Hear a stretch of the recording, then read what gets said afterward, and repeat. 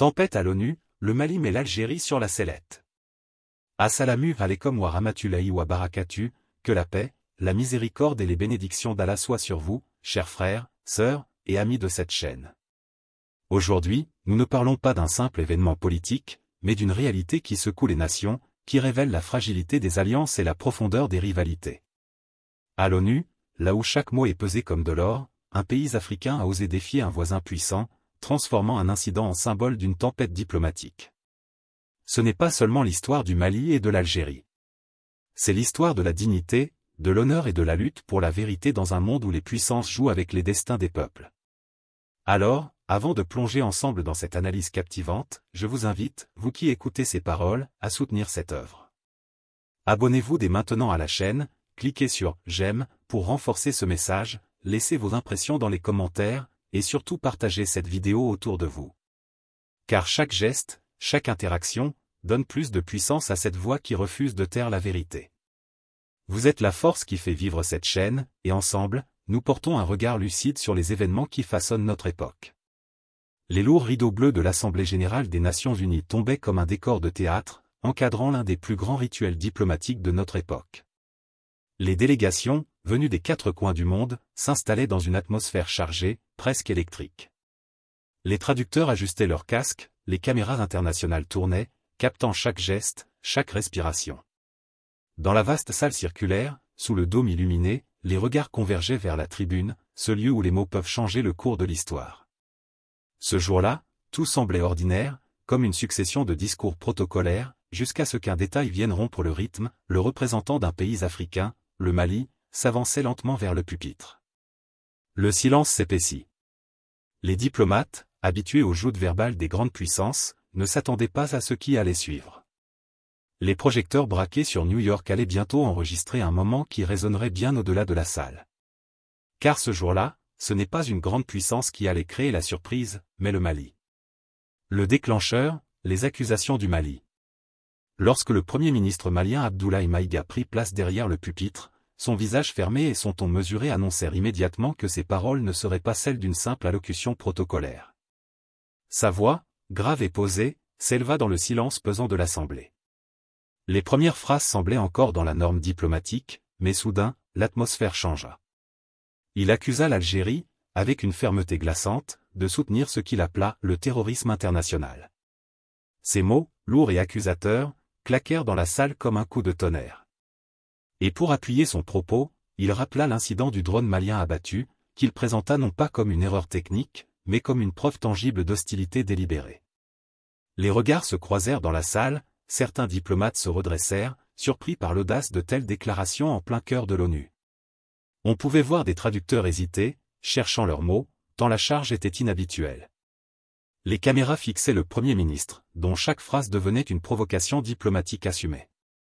En quelques instants, la solennité feutrée s'était muée en tension palpable. Ce n'était plus un discours, mais un acte d'accusation publique, et le Mali venait de placer l'Algérie sur la scène mondiale, sous les projecteurs d'un procès symbolique. La riposte algérienne. Quelques heures plus tard, lorsque le ministre algérien des Affaires étrangères, Ahmed Attaf, monta à son tour à la tribune, l'Assemblée attendait sa réaction avec une tension à peine contenue. Habituellement, les discours algériens à l'ONU sont calibrés, posés, empreints de prudence diplomatique. Mais cette fois, son regard sombre et son pas ferme annonçaient une tonalité différente. Sa voix, dès les premiers mots, trahissait une indignation contenue qui éclata bientôt en phrases cinglantes. Bavardage de caniveau, lança-t-il, balayant les accusations maliennes avec un mépris assumé.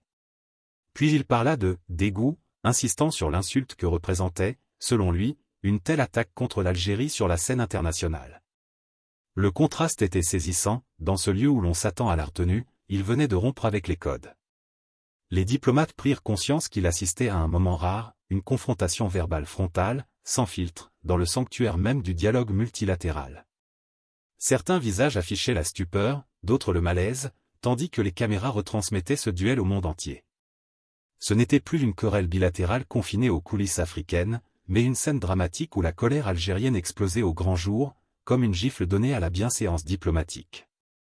L'ONU, temple du langage feutré, devenait soudain le théâtre d'un affrontement brutal, porté par des mots qui pesaient aussi lourd que des armes. Le cœur du conflit, le drone et la frontière. Au centre de cette tempête diplomatique se trouve un objet minuscule à l'échelle des nations, mais immense par ses répercussions, un drone.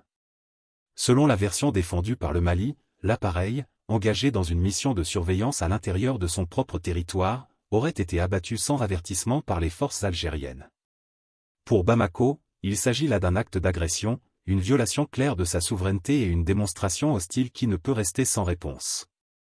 Dans les mots du Premier ministre, ce drone est devenu la preuve irréfutable que l'Algérie ne se contente pas de s'ingérer indirectement, mais agit de façon frontale. Face à cela, l'Algérie oppose une version radicalement différente.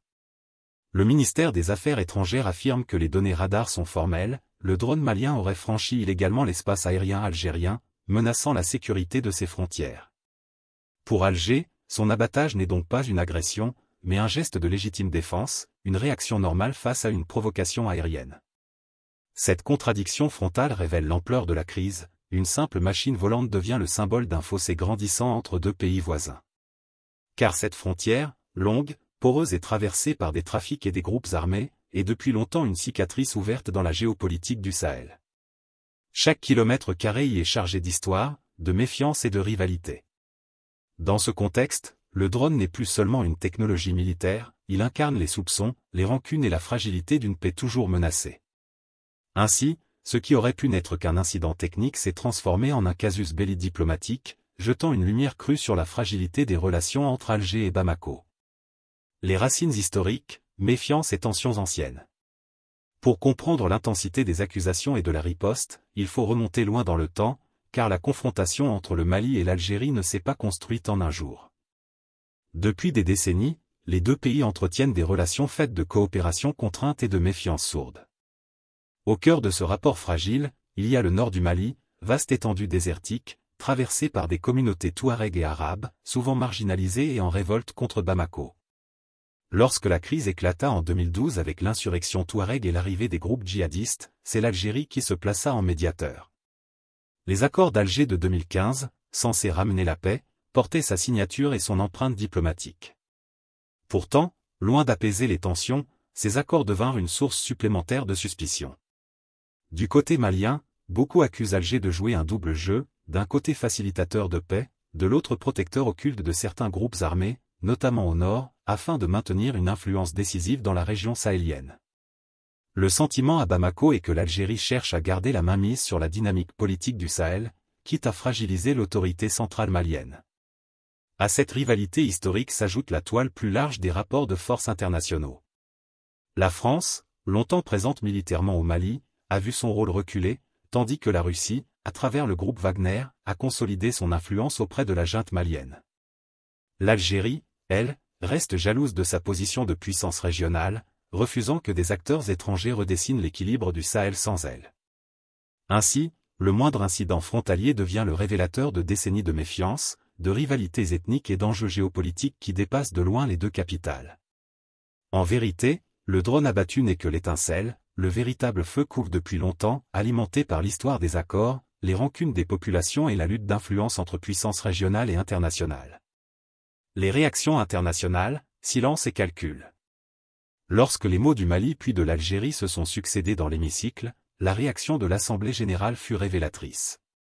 Pas d'applaudissements, pas de protestations bruyantes, seulement un silence dense, presque pesant. Les regards des diplomates se fixaient sur leurs tablettes, leurs carnets, ou sur le plafond orné du dôme, comme pour éviter de trahir la moindre émotion. Mais derrière ce calme apparent, les calculs se faisaient déjà. Les grandes puissances, assises au premier rang, jaugeaient la situation avec la froideur stratégique qui les caractérise. La France, autrefois actrice centrale au Mali, voyait dans cette querelle une confirmation de son effacement, mais aussi une opportunité de se repositionner. La Russie, très implantée à Bamako via le groupe Wagner, observait avec intérêt cette fracture qui isolait davantage le Mali de son voisin algérien, tout en renforçant son propre rôle de partenaire incontournable. La Chine, fidèle à sa diplomatie discrète mais vigilante, analysait les implications économiques et sécuritaires pour ses investissements dans la région. Quant aux États-Unis, ils restaient attentifs au prisme de la lutte antiterroriste, soucieux de ne pas voir la rivalité Algérie-Mali créer une nouvelle faille exploitable par les groupes armés. Du côté des pays africains, le malaise était palpable. Nombre de délégations, dépendante des financements algériens ou du soutien malien dans certaines instances régionales, choisir le mutisme. Car prendre parti ouvertement revenait à s'exposer à des représailles politiques ou économiques. Ainsi, le silence de la salle n'était pas une absence de réaction, mais bien une stratégie collective, attendre de voir quel camp sortira renforcé avant d'afficher une position. Dans cet équilibre feutré, l'ONU elle-même apparaissait comme un théâtre d'ombre, où les mots tonitruants du Mali et de l'Algérie se heurtaient à des murs de calcul, de prudence et de non-dit. Ce contraste entre la violence verbale des protagonistes et le mutisme des autres révélait la véritable règle de la diplomatie, parfois, ne rien dire est plus puissant que tout discours. Analyse émotionnelle, honneur, humiliation et fierté nationale. Derrière la technicité des arguments, derrière les chiffres, les cartes et les radars, se cache une vérité plus intime, presque viscérale. Cette confrontation est aussi une bataille d'émotions. Pour le Mali, monter à la tribune de l'ONU et pointer du doigt l'Algérie, ce n'était pas seulement exposer un différend frontalier. C'était un acte d'affirmation, une manière de rappeler au monde que, malgré son isolement et ses crises internes, il reste un État souverain, capable de défier un voisin puissant. Dans les mots d'Abdoulaye Maïga vibrait une fierté blessée, celle d'un pays longtemps perçu comme fragile, mais décidé à montrer qu'il peut encore lever la voix dans l'arène internationale.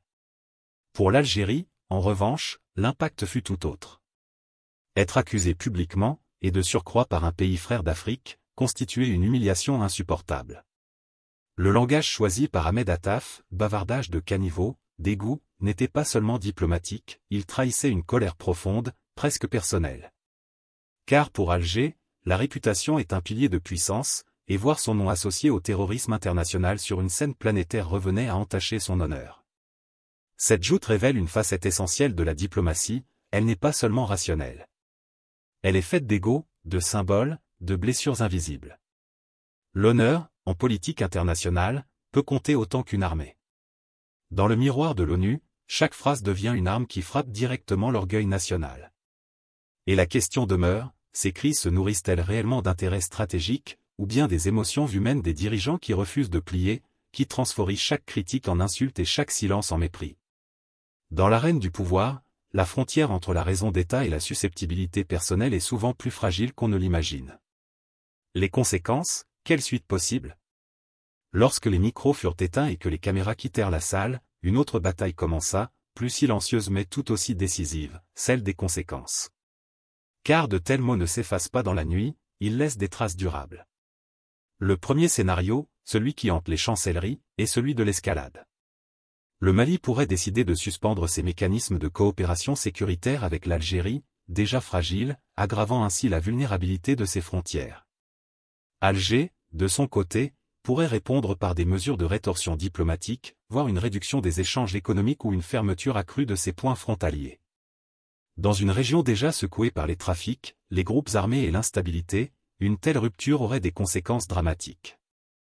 Mais il existe un scénario inverse, où la tempête diplomatique se transformerait en occasion de médiation. Certains pays africains, conscients que la division du Sahel ne profite qu'aux forces du chaos, pourraient s'interposer pour calmer la querelle. Des médiateurs de la CEDEAO ou de l'Union africaine pourraient tenter de ramener les deux parties autour d'une table, invoquant la fraternité historique qui lie leurs peuples. L'Algérie elle-même, malgré ses mots durs, sait que sa sécurité dépend aussi de la stabilité malienne, et qu'une rupture totale serait coûteuse. Reste enfin l'ONU, témoin de l'affrontement. Peut-elle jouer un rôle réel, ou restera-t-elle spectatrice d'un conflit qu'elle ne peut ni éteindre ni orienter? Le doute demeure, tant l'organisation a souvent montré ses limites face aux rivalités régionales. Pourtant, les mots prononcés à New York ont déjà dépassé le cadre de l'Assemblée, ils circulent, ils s'impriment dans les mémoires, ils redessinent les équilibres. Car ce qui s'est dit ce jour-là à la tribune n'était pas seulement une querelle bilatérale. C'était peut-être le début d'un basculement plus vaste. Ce qui s'est dit à New York pourrait changer l'équilibre au Sahel pour les années à venir. Conclusion dramatique, une tempête ou un tournant. Ainsi s'achève cette scène tendue, où les mots ont soufflé comme des rafales de vent sur l'Assemblée générale. La tempête, à l'ONU n'était pas faite d'éclairs ni de pluie, mais de discours qui frappaient avec la force de coups de tonnerre. Le Mali a osé pointer du doigt un voisin puissant. L'Algérie a répondu avec une colère rare.